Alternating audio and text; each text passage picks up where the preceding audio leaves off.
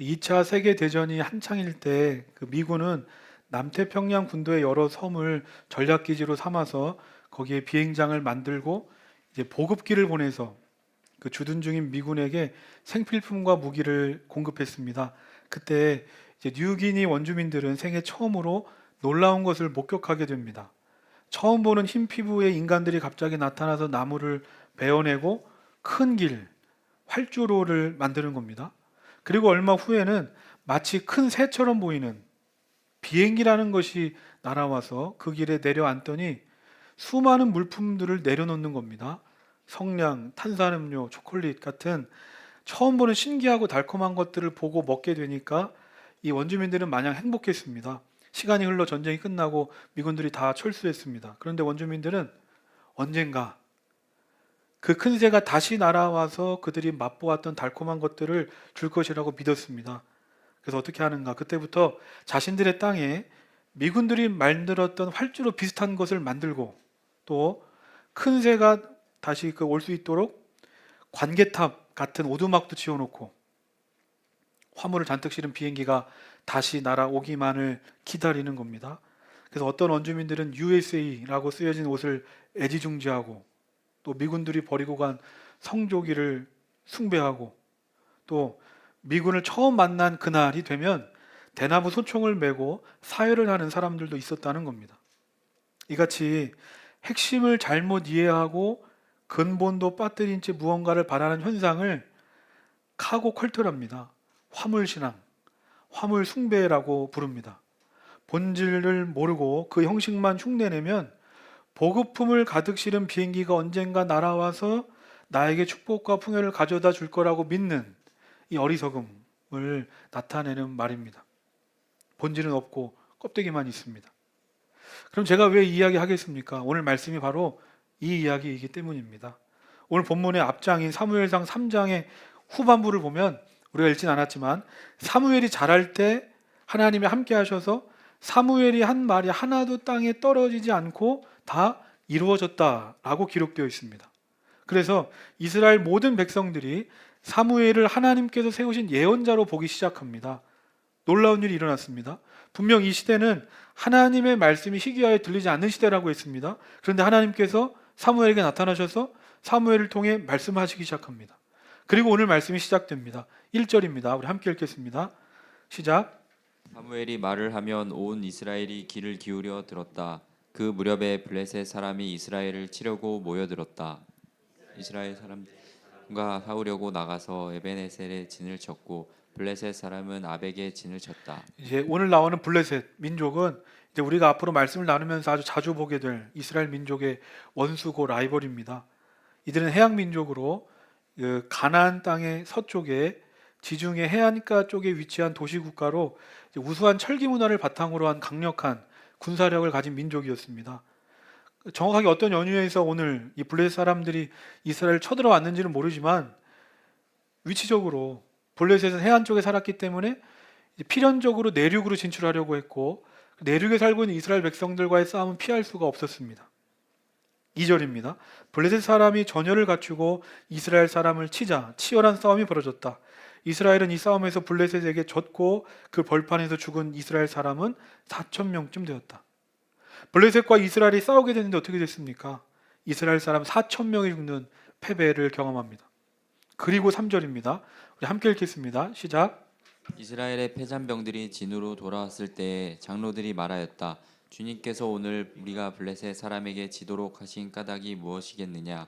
실로에 가서 주님의 언약궤를 우리에게로 모셔다가 우리 한가운데에 있게 하여 우리를 원수의 손에서 구하여 주시도록 하자. 이스라엘 사람들이 자기들 나름대로 우리가 왜 패배했을까? 패배의 원인을 분석합니다. 그리고서 전쟁에 이길 대안을 제시하는데 그게 뭔가 하면 우리가 패배한 건 하나님의 임재를 상징하는 언약궤가 없어서진 거다. 그러니까 실로에 있는 언약궤를 가져와서 싸우면 우리는 승리할 것이다. 이스라엘의 리더십이라고 할 수 있는 장로들이 제안하니까 그 즉시로 실로에 사람을 보내서 언약궤를 가져오게 되고 그때 엘리의 두 아들 홈리와 비느하스도 언약궤와 함께 전쟁터에 옵니다. 그리고 2차 전쟁이 시작이 됩니다. 1차, 2차 블레셋과의 전쟁을 보면서 여러분 어떤 생각이 드십니까? 야, 그래도 이스라엘 장로들 괜찮네. 뭐 하나님이 우리와 함께하지 않으셔서 전쟁에서 패배한 것으로 보고 언약궤를 가져오려고 했으니까 잘한 것 아닐까라고 생각하실 수도 있습니다. 그런데 우리가 읽은 1절부터 3절까지 말씀을 쭉 보면 겉으로는 이 이스라엘 백성들이 전쟁의 승패가 하나님께 있는 것처럼 믿고 행동하는 것처럼 보이지만 실상은 그들에게 하나님이 보이지 않는다는 겁니다. 제가 아까 설교 시작하면서 사무엘상 3장 후반부 얘기를 했습니다. 지금까지는 하나님의 말씀이 희귀해서 말씀이 들리지 않는 시대였는데 하나님께서 사무엘을 통해 말씀하시기 시작했다. 그리고 사무엘을 통해 나타나시기 시작했습니다. 그리고 4장 1절 보면 하나님께서 사무엘을 통해서 이스라엘 백성들에게 말씀하고 계심을 보여주고 있습니다. 그리고 나서 블레셋과의 전쟁이 일어나는 겁니다. 이게 뭘 말하는 걸까? 성경이 그냥 아무 이유 없이 이 순서대로 성경을 기록했겠습니까? 하나님께서 우리에게 말씀하시고자 하는 게 있다는 겁니다. 그게 뭘까? 하나님의 말씀을 듣고 나가야 되는데 1차, 2차 전쟁 과정을 보면 이들이 하나님께 나아갔다? 하나님의 뜻을 물었다라는 이야기가 없습니다. 아니면 당시 이스라엘 백성들 모두가 하나님께서 세우신 예언자로 알았던 사무엘에게 나아가서 조언을 구했다? 그것도 없습니다. 전쟁을 앞두고 전쟁을 치르면서 전쟁에 패배하고 난 이후에도 어디를 봐도 하나님이 없습니다. 하나님이 없습니다. 하나님께서는 전쟁이 일어나기 전에 분명히 사무엘을 통해서 말씀하시고 역사하고 계심을 온 이스라엘에게 보여주셨습니다. 이것을 다시 말하면 이스라엘 백성들아 하나님께 와서 물으라. 하나님께 와서 물으라 라는 사인을 주신 겁니다. 그러면 하나님께서 말씀을 통해 내 발의 등이 되어주시고 내 길의 빛이 되어주시겠다는 겁니다. 그런데 그럼에도 불구하고 이스라엘 백성들은 이 전쟁이란 엄청나게 크고 중요한 일을 결정하는데도 하나님께 나아가지 않고 하나님께 기도하지 않습니다. 어디에도 하나님의 말씀은 없습니다. 그리고 장로라는 사람들이 나타나서 말합니다. 이건 언약궤가 없어 그렇다. 언약궤를 가지고 오면 승리할 것이다. 이 장로들이 갑자기 전쟁 중에 언약궤를 말한 이유가 있습니다. 그것은 자신들의 조상들이 과거 언약궤를 앞세워서 요단강을 건넜고 언약궤를 앞세워서 여리고성을 무너뜨린 과거의 사건을 기억하고 있었기 때문에 이들도 언약궤를 앞세우려고 했던 겁니다. 그래서 언약궤를 가지고 와서 싸운 2차 전쟁이 어떻게 되는가? 10절, 11절 우리 함께 읽겠습니다. 시작. 그런 다음에 블레셋 사람이 전투에 임하니 이스라엘이 져서 제각기 자기 장막으로 달아났다. 이스라엘은 이때 아주 크게 져서 보병 3만 명이 죽었다. 하나님의 궤를 빼앗겼고 엘리의 두 아들 홈니와 비느하스도 이때 전사하였다. 승리하기는커녕 1차에선 4천 명이 죽었는데 2차에선 3만 명이 죽는 참패를 경험합니다. 아니 그러면 하나님의 임재를 상징하는 언약궤를 가져와서 싸웠는데 왜 승리가 아니고 이전보다 더 큰 패배를 하게 됐을까? 과거의 조상들과 지금 이스라엘 백성들과는 큰 차이가 하나 있습니다. 그것은 과거의 조상들은 하나님께 먼저 물었다는 겁니다. 하나님의 뜻을 구했다. 그랬더니 하나님께서 언약궤를 앞세워 싸우라고 하셨고 이스라엘 백성은 그 말씀대로 순종했더니 하나님이 이기게 하신 겁니다. 그런데 오늘 말씀에 이스라엘 백성들은 어떻습니까? 하나님께 묻지 않습니다. 가장 먼저 나아가 하나님의 뜻을 구해야 되는데 하나님의 말씀 없이 과거의 자기 경험 그리고 자기의 생각으로 언약궤를 앞세웠더니 믿었던 언약궤가 아무것도 하지 못하고 있습니다. 우리는 여기서 중요한 영적 진리를 깨닫습니다. 아, 능력은 하나님께 있는 것이지 언약궤에 있는 게 아니구나. 능력은 본질에 있는 것이지 껍데기에 있는 게 아니라는 겁니다. 본질을 모르고 형식만 흉내내서는 아무런 소용이 없다. 오늘 말씀에 나오는 언약궤는 길이가 113cm, 높이와 폭이 각각 68cm 정도 되고 겉에 금을 칠한 작은 나무 상자입니다. 그런데 이런 언약궤가 거룩하고 능력이 있는 건 하나님께서 그곳에 임재하시기 때문입니다. 다시 말해서 하나님이 그곳에 임재하지 않으시면 그것은 그냥 나무 상자에 불과한 겁니다. 그런데 당시 이스라엘 백성들은 언약궤는 가지고 있었을지 몰라도 하나님이 그들과 함께하지 않으셨다. 왜냐하면 하나님의 말씀을 들으려고 하지 않았고 자기 소견대로, 하나님의 뜻을 구하지 않고 자기 생각대로 살았기 때문입니다. 그런데 그럼에도 불구하고 이스라엘 백성들은 자신들이 하나님을 믿는다고 생각했습니다. 그래서 하나님의 임재인 언약궤만 가지고 있으면 승리할 것이라고 생각했던 겁니다. 지금 이스라엘 백성들에게 이 언약궤는 마치 부적처럼 보입니다. 하나님과 아무 관계없는 삶을 살면서도 하나님을 통해 유익과 혜택만을 누리려고 합니다. 오늘 우리도 그러지 않습니까? 하나님을 믿고 하나님께 기도하면 그대로 될 줄 알았던 일들이 틀어지거나 실패하면 곧장 우리는 믿음 자체에 대해서 의심하기 시작합니다. 그리고 회의에 빠집니다. 그래서 과거 그렇게 열심히 신앙생활했던 사람들 돌아보면 다 없습니다. 아니, 내가 이렇게 열심히 믿었는데 하나님은 우리 사업 하나 잘 되게 못 해주시나? 하나님은 우리의 가족 병 하나 못 고쳐주시는가? 이런 하나님 내가 믿을 필요가 있는가? 이것이 오늘 우리의 믿음이라는 겁니다. 부적이 부적으로서 역할을 못하면 떼어버리듯이, 우상이 우상으로서 역할을 못하면 다른 우상 찾아가듯이, 종교화된 신앙은 신앙의 비본질, 껍데기만 관심을 갖게 할 뿐이지 정작 신앙의 대상, 본질에 대한 관심을 잃게 만듭니다. 그러니까 이스라엘 백성들이 하나님 없는 하나님의 법궤를 가지고 다닌 것처럼 오늘날 우리가 성경 가지고 다닐지 몰라도 말씀대로 살지 않고, 오늘 우리가 하나님을 예배한다고 하는데 예배 가운데 하나님은 없습니다. 경건의 모양은 있을지 몰라도 경건의 능력은 다 사라져 버렸습니다. 이스라엘 백성들이 블레셋과 1차 전쟁에서 패배하고 뭐라고 말하는가? 3절 말씀을 다시 보면 이스라엘의 패잔병들이 진으로 돌아왔을 때 장로들이 말하였다. 주님께서 오늘 우리가 블레셋 사람에게 지도록 하신 까닭이 무엇이겠느냐? 실로에 가서 주님의 언약궤를 우리에게로 모셔다가 우리 한가운데 있게 하여 우리를 원수의 손에서 구하여 주시도록 하자. 장로들이 뭐라고 말합니까? 주님께서 오늘 우리가 블레셋 사람에게 지도록 하신 까닭이 뭐냐? 이게 무슨 말입니까? 패배의 원인이 어디 있다는 겁니까? 나에게 있다는 게 아니라 하나님께 있다는 겁니다. 하나님이 지게 하셨다. 이들은 자신들의 실패와 패배의 원인을 자기 안에서 찾은 게 아니라 밖에서 찾았습니다. 그러면 정말 이들의 말이 맞다면 블레셋과의 2차 전쟁에서 언약궤를 가지고 싸웠을 때는 반드시 이스라엘 백성들이 이겨야 했습니다. 외부 원인이었기 때문에. 하지만 그들은 2차 전쟁에서 패배합니다. 이것이 뭘 말하는 걸까? 패배의 원인은 이들이 생각했던 것처럼 외부에 있었던 게 아니라 바로 내 안에 있었구나. 나의 문제 때문이라는 겁니다. 우리도 마찬가지입니다. 우리도 늘 이 실패의 원인, 패배의 원인을 밖에서 찾으려고 합니다. 언약궤가 없어서 그래. 내가 지금 뭔가 부족해서 그래. 남들보다 뭔가 내가 없어서 안 된 거야. 자기 실패를 합리화하고 결국에는 자신의 잘못을 알면서도 회개하지 않으려고 변명만 늘어놓는 겁니다. 실패의 원인을 외부에서 찾지 않으시기 바랍니다. 그러면 또 실패하게 될 줄 모릅니다. 이스라엘 백성들이 갈수록 더 큰 패배를 경험했던 것처럼 오늘도 우리도 내 안에 있는 본질적 문제를 해결하지 않고 회개하지 않으면 이번에는 정말 더 치명적인 실패를 경험하게 될 수도 있기 때문입니다.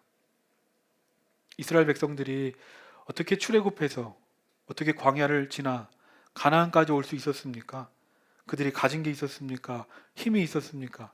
아무것도 없었습니다. 그런데 그럼에도 불구하고 이스라엘 백성들이 하나님을 붙잡고 하나님과의 바른 관계 안에 있을 때는 날마다 승리했습니다. 반대로 날마다 승리하던 이스라엘 백성들이 하나님과 바른 관계를 맺지 못할 때, 그들이 아무리 많은 걸 가지고 있고 아무리 강성한 군대를 가지고 있을지라도 그때는 패배합니다.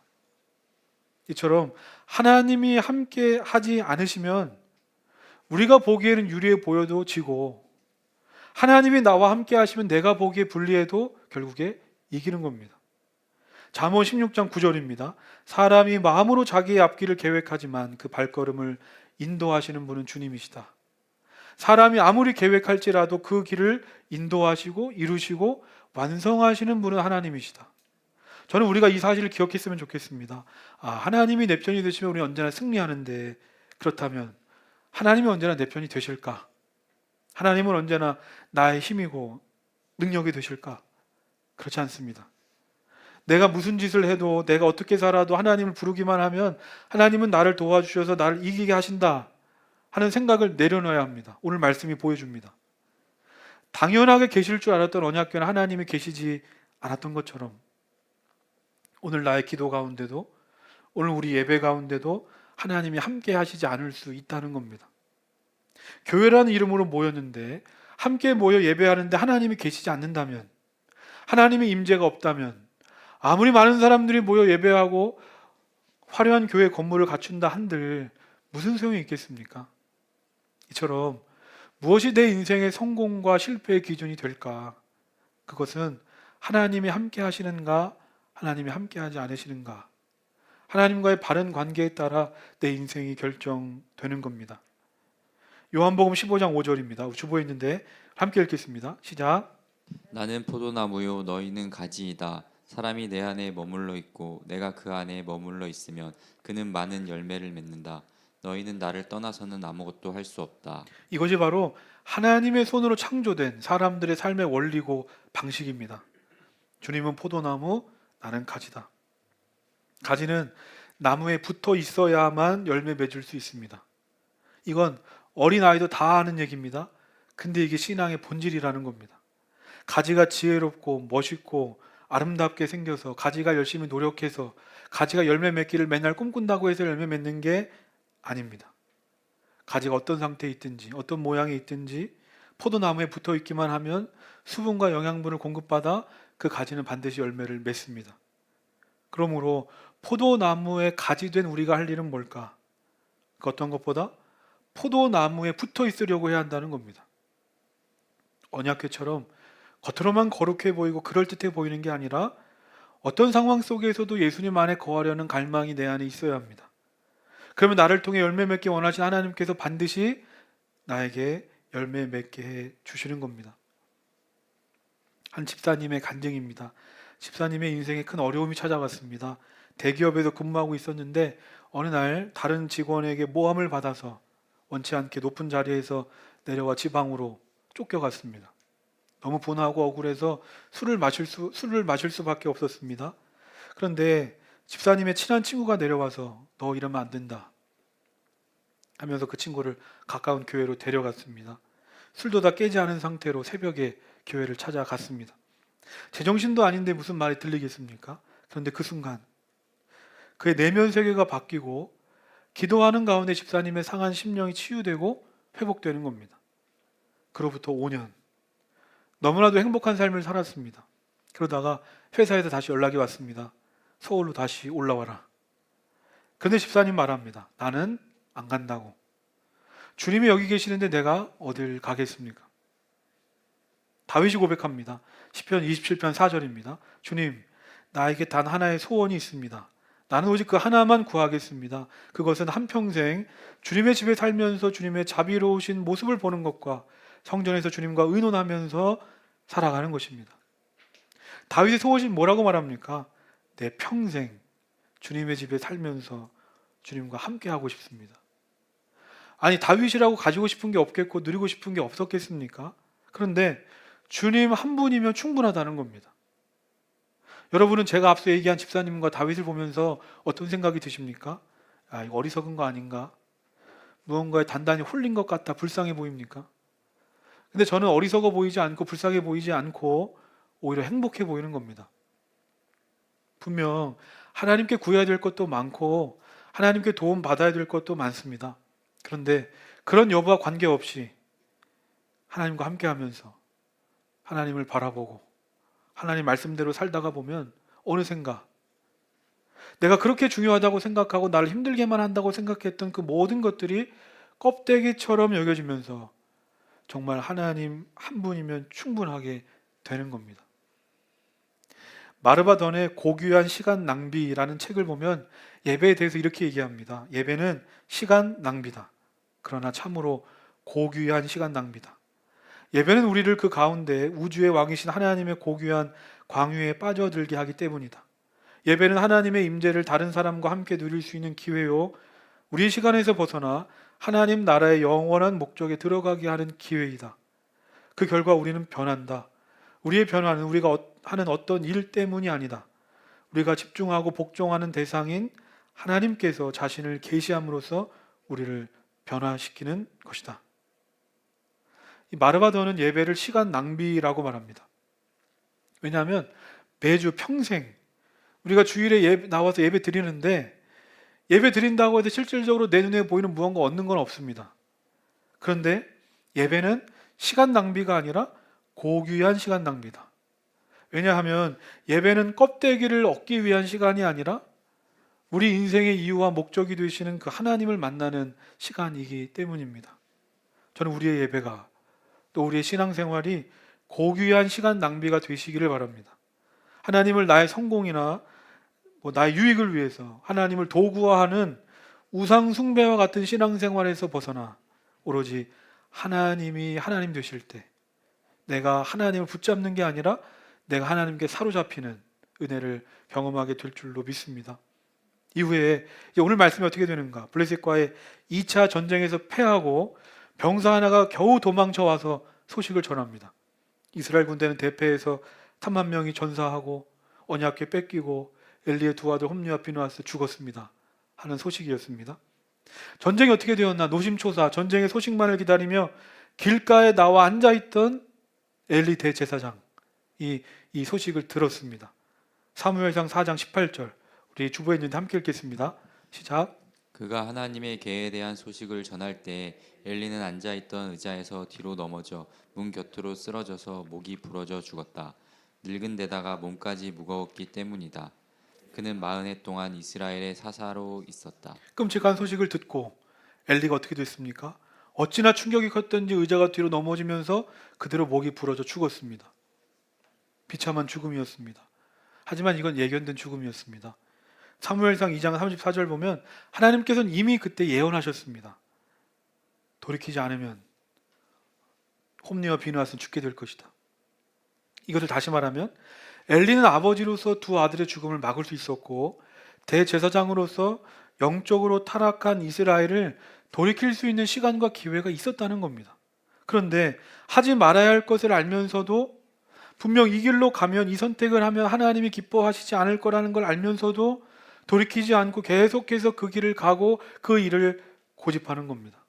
그때는 어떻게 됩니까? 내가 하지 말아야 할 일을 하고 있는데도 하나님이 나에게 별 말씀하지 않으시는 것 같네?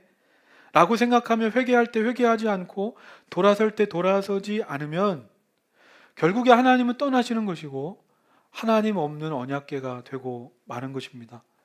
오늘 말씀의 결론입니다. 사무엘상 4장 21절 우리 함께 읽겠습니다.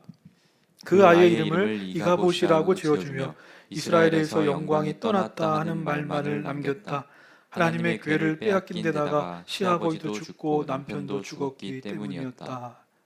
이스라엘이 전쟁에서 패하여 하나님의 궤를 빼앗기고 자기 시아버지 남편이 죽었다는 소식을 비느하스의 아내 엘리의 며느리가 듣게 됩니다. 그래서 19절 말씀에 보면 그녀는 임신 중이었는데 이 충격적인 소식을 듣고 갑자기 신통이 와서 아이를 출산하게 되고 그 아이의 이름을 이가봇이라고 짓습니다. 이가봇. 이가봇은 하나님의 영광이 떠났다라는 뜻입니다. 여기서 영광은 하나님의 임재를 상징합니다. 대제사장으로서 평생 성전에 살면서 하나님을 예배했는데 하나님은 그와 함께하지 않으셨고 하나님의 영광이 떠나갑니다. 이처럼 내가 아무리 좋은 자리에 있고 세상적으로 성공했어도 내가 열심히 예배하고 성실하게 신앙생활했어도 겉모양만 그럴듯하지 정작 그 자리에 하나님이 함께 하시지 않으면 영광은 떠납니다. 하나님께 나아가 물으십시오. 그리고 가지로서 포도나무 되시는 하나님께 붙어 있으시기 바랍니다. 그것이 바로 그리스도인의 삶의 방식입니다. 때로는 시간 낭비처럼 보일지 몰라도 하나님은 그런 사람과 영원히 함께 하시며 어디서 어떤 삶을 살아가든지 하나님의 영광이 떠나지 않는 삶을 살아가게 될 줄로 믿습니다. 오늘 말씀을 기억하면서 우리 함께 찬양하겠습니다.